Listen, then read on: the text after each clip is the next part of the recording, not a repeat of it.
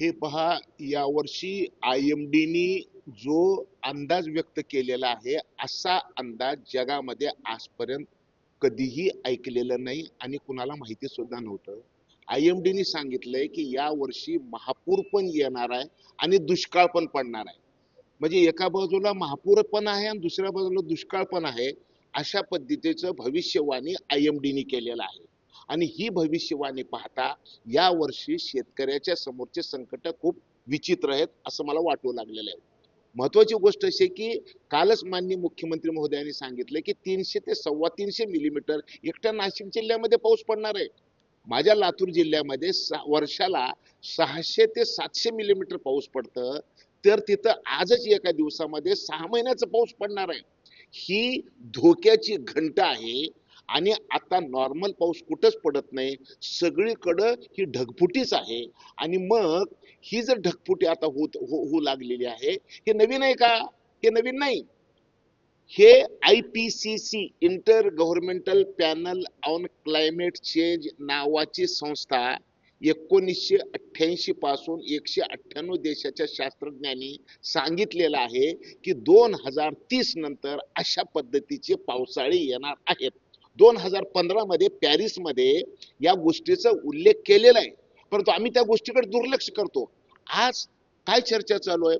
एका बाजूला या पद्धतीचं वातावरण देशभरामध्ये दिसतोय आणि दुसऱ्या बाजूला मला दुःख वाटतं शेतकरी म्हणून की या देशात चर्चा काय सुरू आहे की पेट्रोलमध्ये इथेनॉल मिसळायचं का नाही.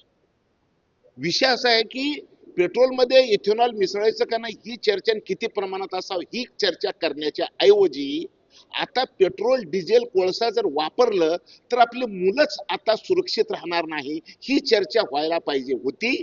ती चर्चा होताना दिसत नाही, उलट ही फार वेगळ्या दिशेने चालू झालेली आहे. आता इथेनॉल काही आज आलेलं नाही. 1931 मध्ये ब्राझीलमध्ये पहिल्यांदा इथेनॉलचा शोध लागला. त्यावेळेस इथेनॉलचं नाव त्यावेळेस इथेनॉलचं नाव इथेनॉल नव्हतं, दुसरंच एक नाव होतं. तो आता इथेनॉल झालेलं आहे. आपल्या देशामध्ये दुर्दैव असं आहे, मी दुर्दैव हा शब्द मुद्दाम वापरला की आपल्या देशामध्ये हा शेतकरी प्रधान देश असताना सुद्धा 2031 ला लागलेला शोध 2001 मध्ये आलं. 70 वर्ष शेतीवर इंधन, शेतीतून इंधन तयार होते आणि त्याच्यावर वाहनं चालू शकतात. हा शोध माझ्या देशामध्ये जर 70 वर्षानंतर जर आलं असेल तर ह्याच्या मागच्या बाजूला काय असेल?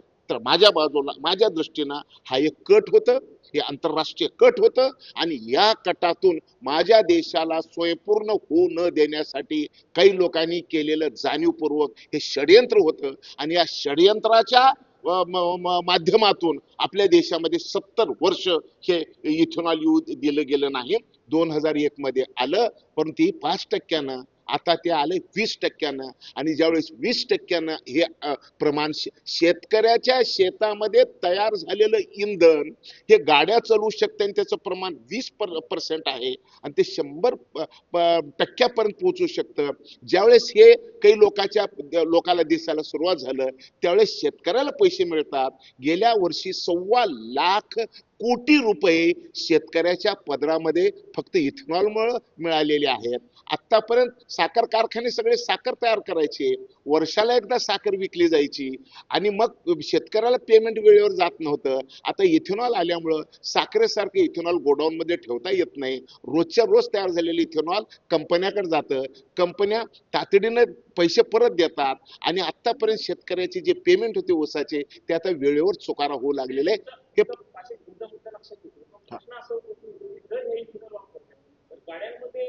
मोठ्या प्रमाणात नुकसान ते किती प्रमाणात हे सगळे प्रश्न उपस्थित केले जातात. तुम्ही इथेनॉलच्या बाबतीत बोलताय, पण गाड्यांची सरकारची पॉलिसी म्हणूनही बरोबर आहे, पण इंधनाचं म्हणजे ज्या गाड्या खराब होतात जे दावे केले जातात त्याच्याबद्दल काय? हे पहा, आता फ्लॅक्स इंजिन आलेलं आहे. फ्लॅक्स इंजिन मध्ये तुम्ही रॉकेलवर बी गाडी चालवू शकता, इथेनॉलवर बी गाडी चालवू शकता आणि पेट्रोलवर बी गाडी चालवू शकता फ्लॅक्स इंजिन मुळे. आपल्याकडे फ्लॅक्स इंजिन यायच्या आधी ज्या जुन्या मॉडेलच्या गाड्या आहेत त्या गाड्यामध्ये जर आपण पेट्रोल मिसळलं तर थोडं बहुत प्रॉब्लेम होऊ शकतो, हे कोणी नकारत नाही, ते इंजिनिअरिंग विषय आहे. आता एक गोष्ट अशी आहे की आम्हाला तातडीनं सगळे इंजिन काढून फ्लॅक्स इंजिन आणावं लागणार आहे आणि हे आल्यानंतर आपण या देशाला स्वयंपूर्ण म्हणजे आपण 85% इंधन 22 लाख कोटी रुपयाचं इंधन ते डिझेल आणि पेट्रोल आपण आयात करतो आणि जर का समजा माननीय पंतप्रधान नरेंद्र मोदी साहेबाच्या स्वप्नाच्या दिशेने जर आपण विचार केला की मोदी साहेब म्हणतात की मेरा किसान अब तक अन्नदाता था अब मेरा किसान ऊर्जादाता बन रहा है जर मोदीजीचं हे स्वप्न जर खऱ्या अर्थानं जर साकार झालं आणि शेतकऱ्याच्या शेतातून जर इंधन मिळायला जर सुरुवात झालं तर तसे शास्त्रज्ञांनी तसे इंधन आणावे ना 100 म्हणजे 20 वर्षापूर्वी 25 वर्ष याचा तोटा शेतकऱ्याला होणार आहे, सर्वसामान्यांना होणार आहे. मी काहीतरी गोष्ट करण्यासाठी म्हणजे इंधनापर्यंत वाचण्यासाठी तुम्ही इंजिन बदलण्याचा सल्ला देताय का या सगळ्यामध्ये? कोणी घ्यायचा? भारतामध्ये 15 वर्षापेक्षा जुनी गाडी आता रस्त्यावर आणायची नाही अशा पद्धतीचं धोरण ठरलेलं आहे. तुम्ही मी इंजन बदललो का न बदललो का 15 वर्षानंतरची गाडी आता आरटीओ चलू देणार नाही हे सत्य आहे. मी काय म्हणतो की हे जे काही बरं गेल्या 3 महिन्यातच हे तक्रारी सुरू झालेल्या आहेत. आपण 2023 पासून E10 E20 हे पेट्रोल वापरायला सुरुवात केलंय. मग 3 वर्षात तक्रारी आल्या नाहीत, आता या 3च महिन्यामध्ये काय येऊ लागलेले आहेत? हे शेतकऱ्याच्या विरोधात षडयंत्र आहे. ह्या षडयंत्र सगळ्यांनी ओळखावं. तुम्ही शेतकऱ्याला मारणार जर असाल तर या पृथ्वीवर माणूस जातच जिवंत राहणार नाही. एवढं मोठं संकट मानवाच्या समोर आलेलं आहे. या संकटाची सगळ्यांनी आता अत्यंत नम्रपणे मी विनंती करतो, या संकटाची चाहूल या पावसामुळे लागलेली आहे. आपण सगळ्यांनी या गोष्टीवर विचार करावा. सत्य काय आणि असत्य काय मी तुम्हाला सांगतो. आता विमानाचं इंधन सुद्धा बांबूपासून येऊ लागलेलं आहे. बांबूपासून मिथेनॉल येऊ लागलेलं आहे. मी तुम्हाला एक विनंती करणार आहे आजच्या आपल्या सगळ्याच्या माध्यमातून, ती अशी की आपल्या देशामध्ये आता जी वेस्टलँड आहे, या वेस्टलँड मध्ये जर आपण चौकडे जर बांबू लावलो तर 6 बिलियन बॅरल आपण इंधन तयार करू शकतो आणि भारताला फक्त 2 बिलियन बॅरल इंधन लागतंय. आपण 4 बिलियन बॅरल सगळ्या जगाला आपण ही इंधन पुरवठा करू शकतो. एवढी मोठी ताकद आहे. नवीन चांगली गोष्ट असताना एवढं तरी विरोध होतच असतो. मी आपल्या माध्यमातून सगळ्याला नम्र विनंती करणार आहे की तुमच्या धोरणाला तुमच्या विचाराला विरोधी पॉलिसी मेकिंग नावाचं जी जेव्हा तुम्ही इंजिन करता हो. E20 करता हो. तेव्हा त्या प्रकारचे आपण इंजिन तयार करणं गरजेचं आहे. ऑटोमोबाईल सेक्टरला आपण चांगलं गरजेचं आहे की अशा पद्धतीने सरकार पॉलिसी करतं. ऑटोमोबाईल सेक्टर सोबत काही बैठका घेणं अपेक्षित आहे. तुम्ही डायरेक्ट E20 करता E10 करता तर पेट्रोल पंपावर गेलेल्या लोकांना माहिती नसतं की याच्यामध्ये किती टक्के इथेनॉल आहे. हा खरा प्रश्न आहे. बरोबर आहे. याच्या आधी काही मोजक्याच राज्यामध्ये मोजक्या 90 पेट्रोल पंपावर ही ट्रायल चालू होती. आता ही जी ट्रायल आहे ही 900 पंपावर सुरू झालेली आहे आणि त्याच्यामुळे कुठेतरी एखाद्या ठिकाणी जर एखादी घटना घडली तर याचा प्रश्न वेगळा प्रश्न. त्यांचा प्रश्न असा की पॉलिसी मेकिंग मध्ये मान्य मान्य मी काय म्हणतो ऐकून घ्या. पॉलिसीच्या बाबतीत आपण बोलताय हे 100% खरं आहे. हे शास्त्रज्ञाचं काम आहे आणि आपल्या भारत सरकारने आता या संदर्भामध्ये इंजिन बदलच्या संदर्भामध्ये फ्लॅक्स इंजिनच्या संदर्भामध्ये आपण सगळी चर्चा करू लागलेलो आहोत. फक्त एक आहे काळ आज का उद्या एवढ्या गोष्टीमुळं मूळ संकल्पनेला कोणी विरोध करू नये अशी माझी विनंती आहे. इंजिन तर बदलावं लागणार आहे. इंजिन बदललं जाईल पण इंधनाच्या बाबतीत अशा पद्धतीची चर्चा होऊ नये असं मला वाटतं. महाराष्ट्रातील जो पाऊस पडतो त्या पावसाच्या अनेक मोठ्या नुकसानीच्या घटना घडतात. म्हणजे अनेक ठिकाणी रस्ते या सगळ्या गोष्टी बघतात. ढगफुटी सदृश्य पाऊस अनेक ठिकाणी पडतो. या सगळ्या उपाययोजना काही सुरू करणे म्हणून काही पाऊल तुम्ही सांगताय की याचा अहवाल आहे जागतिक सरकार तुमचं 12 वर्षापासून सत्तेत आहे केंद्रात राज्यात. तुम्ही तुमच्या सरकारवरती आरोप करतायत का त्यांनी काही केलं नाही? मी काही केलं नाही असं अजिबात म्हणलो नाही. आमच्या सरकारने 14 पासून हे धोरण राबवलेलं आहे आणि ते 5%वरून आता ते 20%वर घेऊन गेलेलं आहे.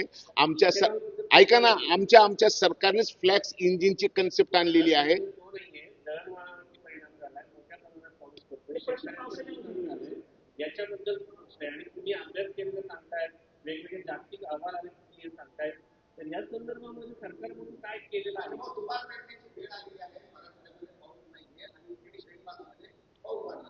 दोन गोष्टीचे मी दोन्ही प्रश्नाची उत्तरं देतो. हे पहा की आमच्या राज्याचे मुख्यमंत्री देवेंद्र फडणवीस यांना या गोष्टीचा अंदाज आलेला आहे.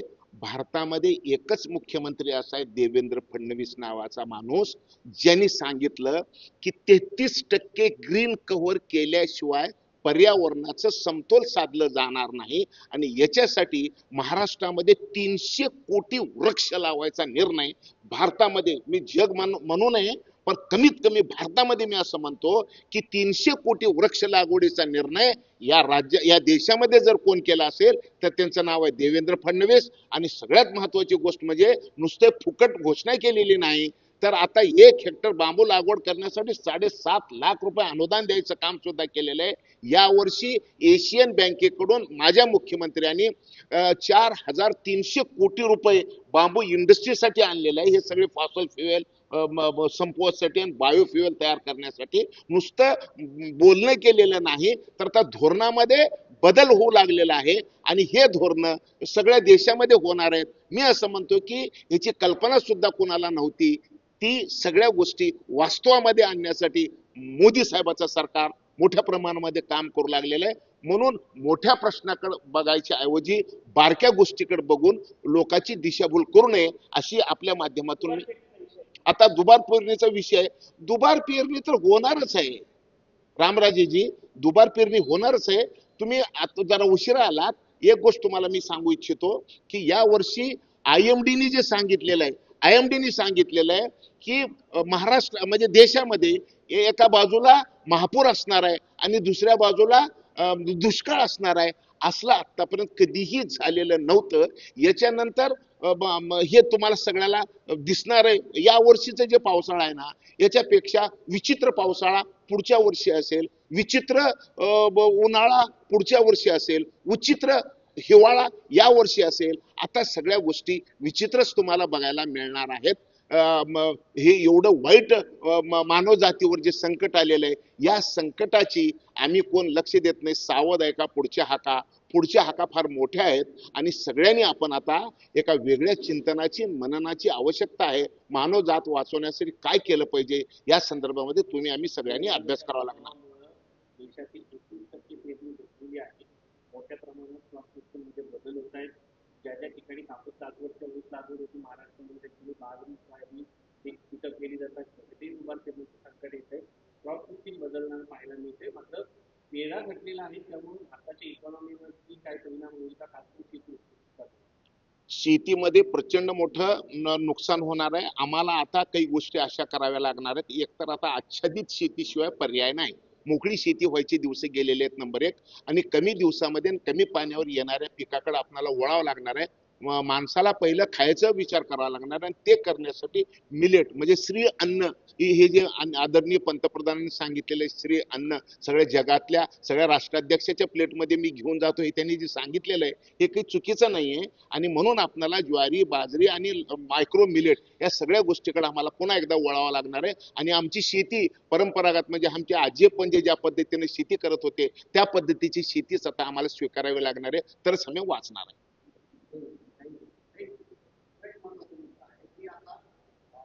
राष्ट्रवादी काँग्रेस शरद पवारांचा जो गट आहे तो एनडीएला पाठिंबा देणार असल्याची माहिती मिळते. 2 गटांमध्ये केंद्रीय मंत्रिमंडळ विस्ताराचा आहे आणि पावसाळी अधिवेशन आहे. त्याच्या अगोदर एक मोठा गट महाराष्ट्रात आणि राज्यामध्ये आंदोलन आता वेगवेगळे येणार असल्याची माहिती मिळते आणि या संदर्भात चर्चा अंतिम चर्चा झाली सुद्धा माहिती मिळते. एनसीपी आता एकीकडे काय येते काय वाटतं? हे बघा, माझ्या समोर फार मोठे प्रश्न आहेत. हे अत्यंत माझ्या दृष्टीने किरकोळ प्रश्न आहेत. त्याच्यामुळे अशा किरकोळ प्रश्नाकडे माझ्यासारख्या कार्यकर्त्याने लक्ष देऊ नये असं मला वाटतं.